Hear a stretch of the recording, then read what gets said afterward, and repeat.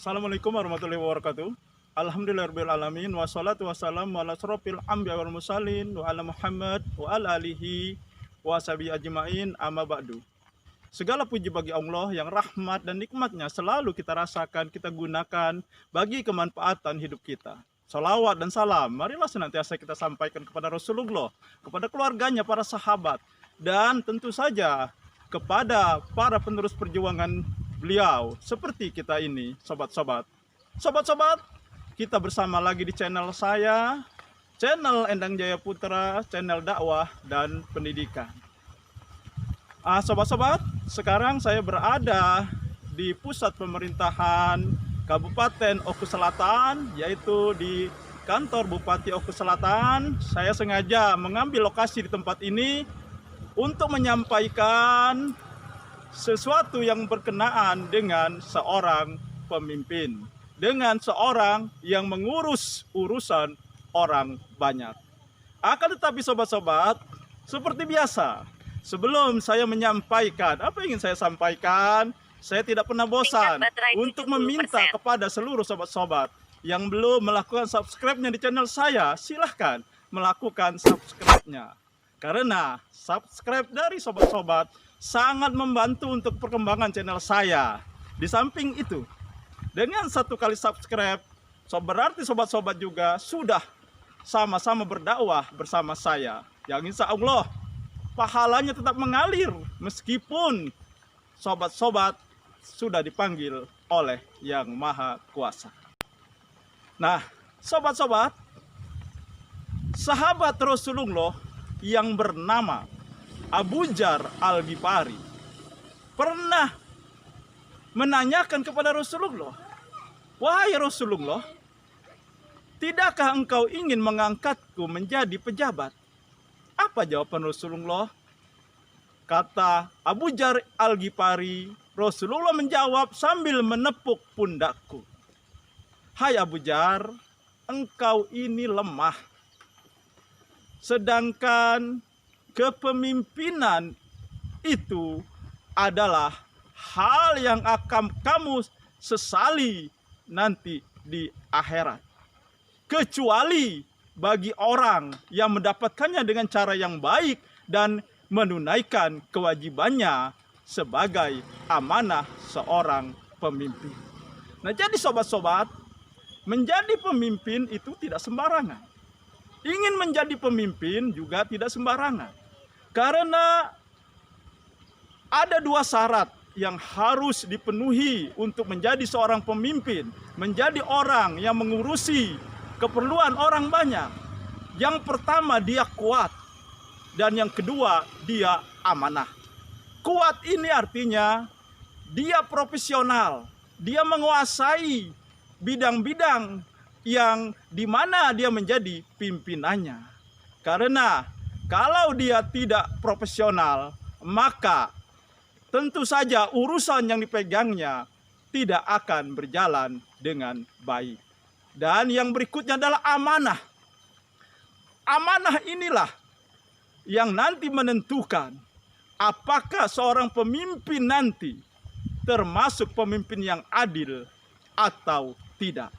Karena pemimpin yang adil dijanjikan oleh Allah untuk mendapat naungan pada yaumil mahsyar, di mana tidak ada naungan apapun selain yang diberikan oleh Allah. Nah, jadi sobat-sobat, dua hal ini harus ada pada seseorang yang menjadi pemimpin. Dia harus kuat, berarti dia punya profesionalitas. Kemudian dia harus amanah, menjadi orang yang jujur, menyampaikan hak-hak kepada yang harus menerimanya.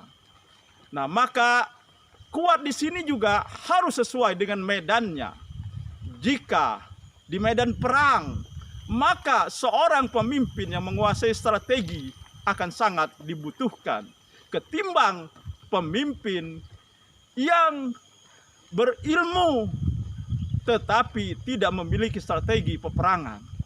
Sementara dalam menetapkan hukum, maka pemimpin yang berilmu ini dibutuhkan. Karena jangan sampai apa yang diputuskannya ternyata menyalahi hukum, ternyata menyalahi kebijakan-kebijakan yang sudah ditetapkan. Nah, sobat-sobat, ada dua contoh pemimpin yang ditulis dengan tinta emas di sejarah Islam. Yang pertama adalah Umar bin Khattab. Umar bin Khattab adalah seorang khalifah. Khalifah ini tentu saja kekuasaannya lebih besar, jadi hanya seorang presiden. Karena dia menguasai selain di kota Mekah, Madinah, dan seluruh yang negara-negara yang berada di sekeliling Jazirah Arabia. Tetapi setiap malam setelah sholat subuh, Umar bin Khattab berkeliling ingin mengetahui bagaimana keadaan dari rakyatnya. Setiap malam dia berkeliling dengan menyamar. Sampai akhirnya pada satu rumah terdengar seorang gadis menanyakan ibunya, "Hai ibu, bagaimana dengan susu ini? Kita akan menjualnya pagi ini." "Hai anakku," kata ibunya, "coba kau campur susu itu dengan air. Biar jumlahnya lebih banyak, kita bisa menjual lebih banyak, dan tentu saja untungnya akan lebih banyak." Kemudian sang anak menjawab, "Wahai ibu, bukankah Khalifah Umar melarang kita menjual barang yang bercampur yang baik dengan yang buruk?" Jawab ibunya, "Bukankah Khalifah Umar tidak tahu? Dia tidak berada di sini." Kemudian anaknya menjawab, "Memang ibu, Khalifah Umar tidak ada di sini. Akan tetapi, bukankah Allah mendengar kita, melihat kita, menyaksikan apa yang kita lakukan?" Mendengar itu, langsung tergetar hati Khalifah Umar. Dia ketuk pintu, memberi salam, setelah dibukakan dia masuk. Dan dia bertanya kepada ibu tadi. Di situ ada anak gadisnya yang disuruhnya untuk mencampur susu tadi. Bertanya Khalifah Umar, "Ini anak ibu?" "Iya benar, ini anak saya." Nah ibu, maukah ibu, bersediakah ibu, anak ibu akan aku lamar? Tercenganglah sang ibu. Siapakah orang ini? Dia tidak tahu.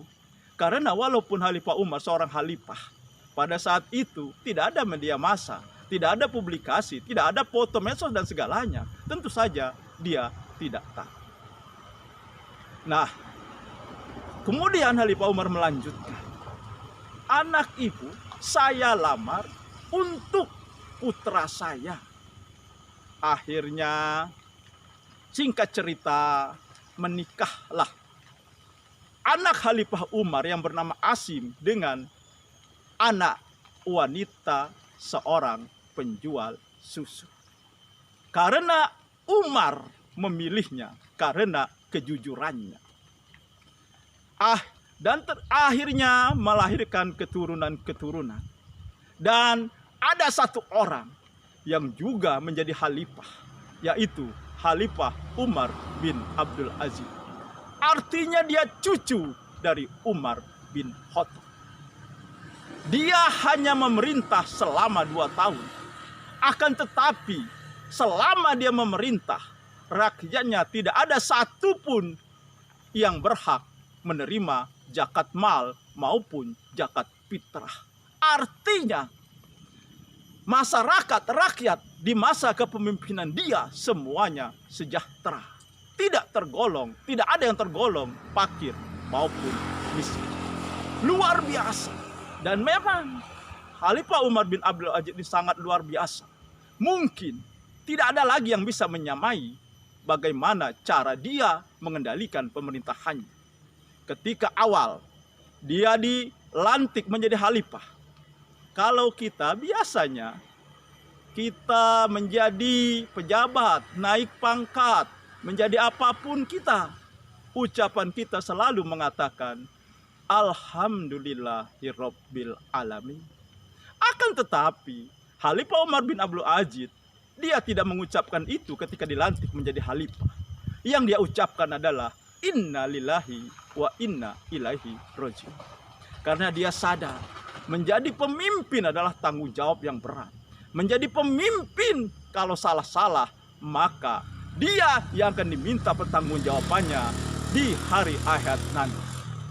Kemudian setelah dia diangkat menjadi pemimpin, maka seluruh hartanya termasuk perhiasan istrinya dimasukkan ke dalam Baitul Mal.